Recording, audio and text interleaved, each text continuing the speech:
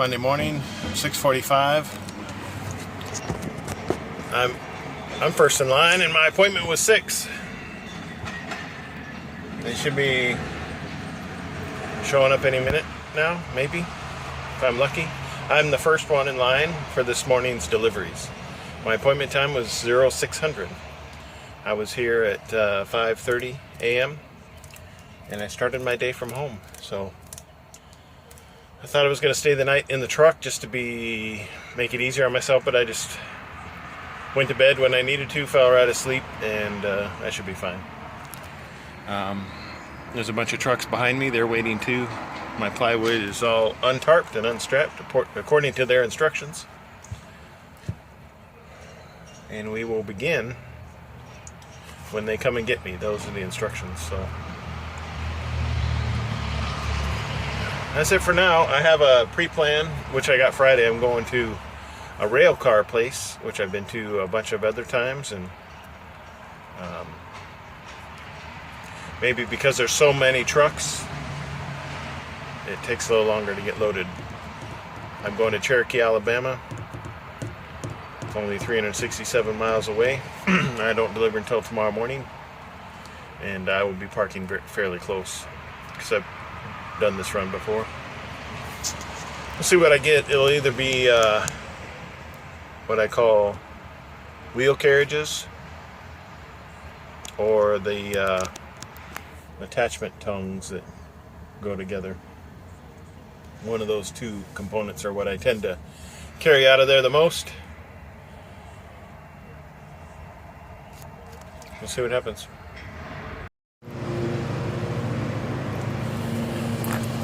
This is what I'm carrying. Everything's got 2 straps over it, and I kind of like this load versus the other railroad parts I carried at Cherokee, Alabama. So these seem to sit really nice, secure really well. I got a trip chain going through the front and back, and not everybody does the trip chain the same, I've noticed. I tend to go through the center only because this way it touches it covers every piece. I've seen some individuals from different companies go a trip chain across the front here, and it doesn't, these ones that are angled up, it doesn't touch them at all. They are banded together, so I don't know if it really makes a difference. I just feel more secure by doing it this way. And yeah, I just toss it straight through the center all the way to the other side, and seem to have no problems.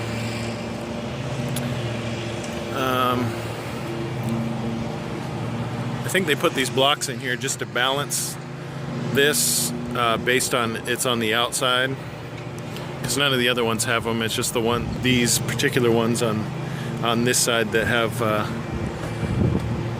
this particular configuration on it. And there are no, my ratchets don't go past here, so you have to use a 2-inch strap to cover the last little bit here. And again, another trip chain going through the center. I wrap my binders on this particular load just so I don't have to, one, it keeps the chain from doing anything that I don't want to do. But typically, I personally use the snap binders, usually in many of my loads, in the center on the top, and then I don't have to worry about the chain, and I just use like a bungee to secure the snap binder lever down. Because there's a lot of instances when you use a over center binder or a snap binder that it rests directly against the deck or flat against a product, and you're unable to wrap a chain around the binder itself. And this just happens to be like the perfect example of why to wrap a chain or me wrapping a chain anyway. It has been extremely windy. I think I'm getting 6 miles to the gallon. Right here in this particular spot, I think because of the trees, it's very calm. But out on the highway, it's probably a 20-mile-an-hour crosswind, and it was a headwind coming down through Missouri. This is 42,000 pounds worth of product, and typically I cover the amount of securement I need to use, but based on the way this is done, everything's got 2 straps over it, so I've got plenty of securement. And I'm on my 30-minute break. I don't know if anybody's been to this rest stop. It's like a log cabin. They cover a lot of Civil War information inside that particular log cabin looking structure, but it's larger than what it appears on the outside. And in fact, just because, gee whiz, that particular window right there, it's probably got about, I don't know, 150 ladybugs on the inside of the window.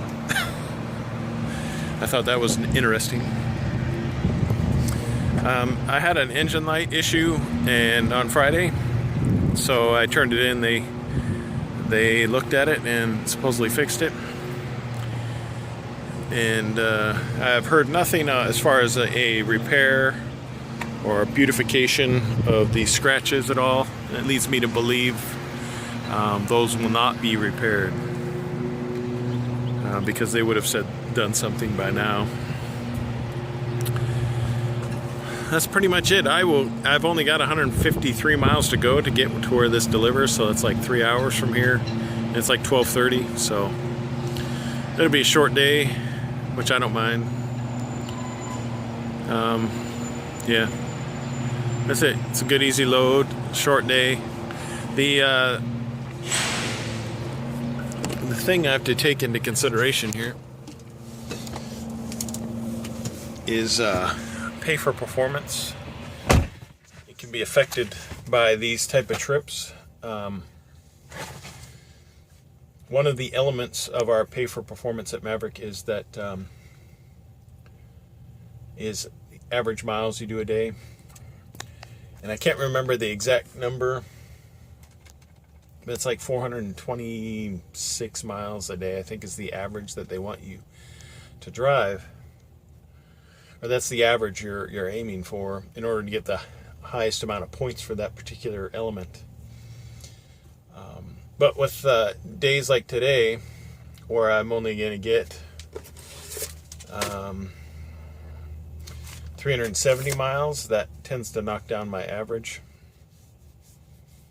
And I think my current average right now is, and this will probably take a while to get into because of it tends to affect my particular pay for performance level right now. I think I said this already, 406 is the last time I checked this, and therefore I get less points allotted for that particular element. And it's not much, it's like 1.5 points, and it's basically, I think I'm aiming for 96 points altogether to get the top level. But it's just one of those things you just have to keep an eye on, because if it's consistent that you get these low mileage type loads, that might be an issue. But mine tend to average out because I may get like today I'm doing 370 miles, but the load I pick up after this may be 900 miles. So, but I know there may be truck drivers with other companies that may have an issue with getting consistent miles. One, that affects your regular paycheck, but if you have a bonus system that does something similar, I always hear of other drivers having difficulty getting the amount of miles that they want to have. Sorry, that's so let me look at my scorecard.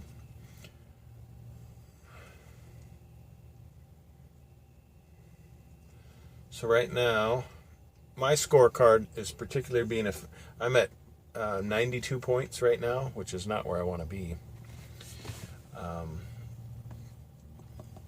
Right now, it looks like I'm half a point down based on my mileage.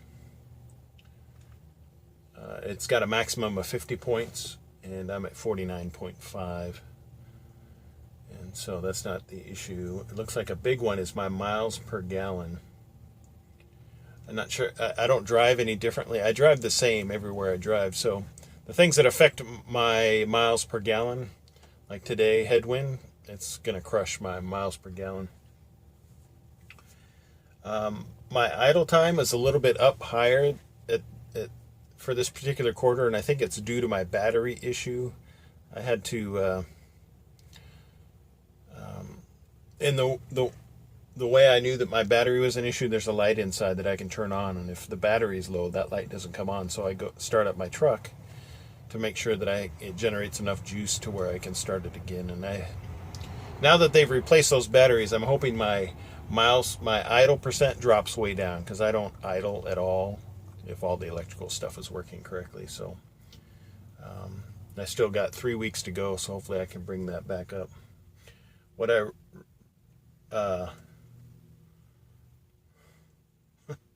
my out of route percent is, hold on here. So I think the biggest thing that is affecting my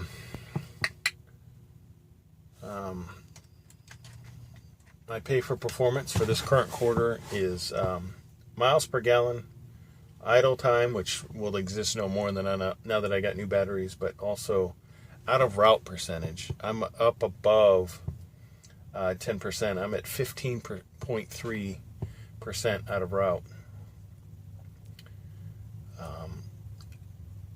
And I try to be as efficient as possible with my routing, but sometimes I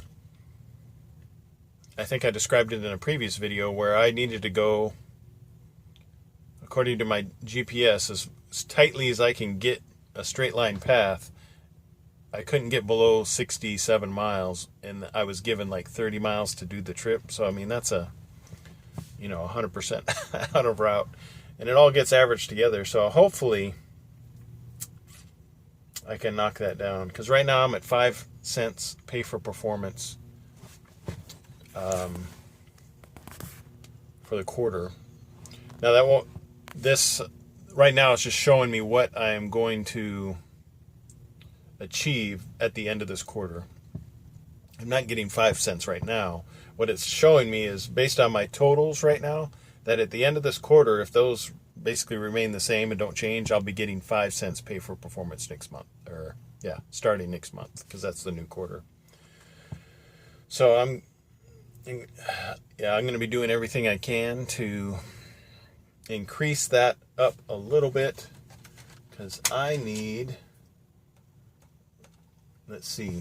I need 95 points to get the full 6 cents.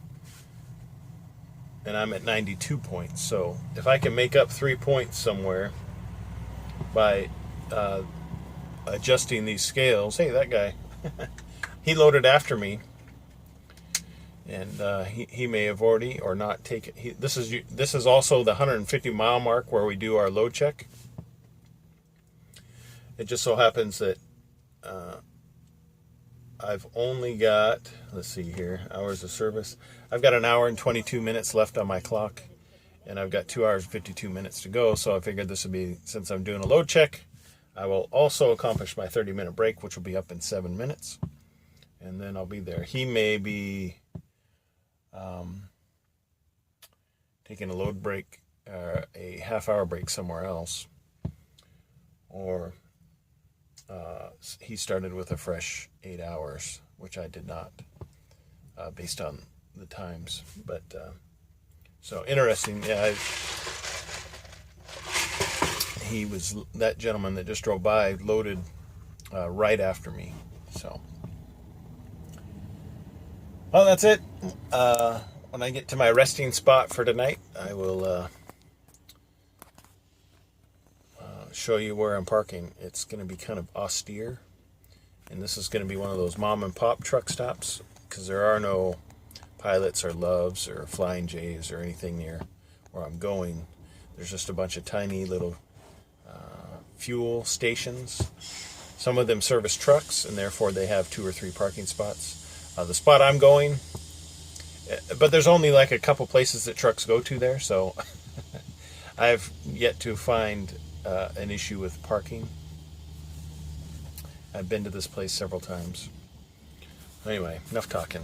Later. It's 4:30 in the evening, and that's where I deliver in the morning. I changed my mind on what I was going to do. 8 miles back, well, 10 miles back, there's a place where I could park. And there was space. I could have parked there, but in order to maximize my mileage for the day, I came here. They do have parking here. My delivery's at 6:15 in the morning, so I will get up and nice and early and go through the gate and their procedures. And the delivery point is almost visible from here. It's on the back side, back corner there on the outside. They put all their products there. At least that's what I get. Yeah, I guess that's about it.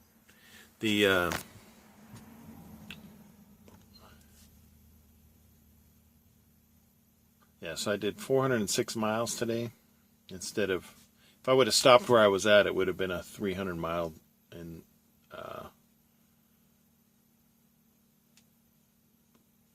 almost 400 mile day. And I'm trying to bump up my average based on the numbers I was looking at earlier today. And so hopefully I'll get a nice, starting my day here. I'll get a nice load tomorrow, I'm hoping. Right now I don't have a pre-plan, which is typical, I guess. The last few loads I've been given, I've been getting pre-plan. Like, I had a pre-plan on Friday for after I dropped off this morning, which was unusual. And that was like 2 or 3 days in a row where I got a pre-plan, let me know what was going to happen as soon as I dropped off. And I like that. I wish it was, I wish I had a pre-plan show up on my Omnitrax now. Anyway, that is it. I'm going to make myself some food because I carry all that stuff with me. And I've already organized the back of my truck earlier today during my 30-minute break. And that's about it for now. The only part about parking like this is the traffic. There is hardly any traffic, but when the vehicles fly by, it's more noticeable than just a truck running 24/7 right next to you. There's just that change that you notice. And I can be a light sleeper sometimes, so. But this is Cherokee, Alabama, northwest Alabama. You can see the hills over there, and I traveled through some coming from Mississippi into Alabama, and it is a pretty area, but I can guarantee you it gets hot here in the summer. And so therefore, this is, even though I passed a lot of houses, I was like, wow, I like the way that looks and where it's at and all the land, but the temperature's too high, so I'm still aiming for the northwest.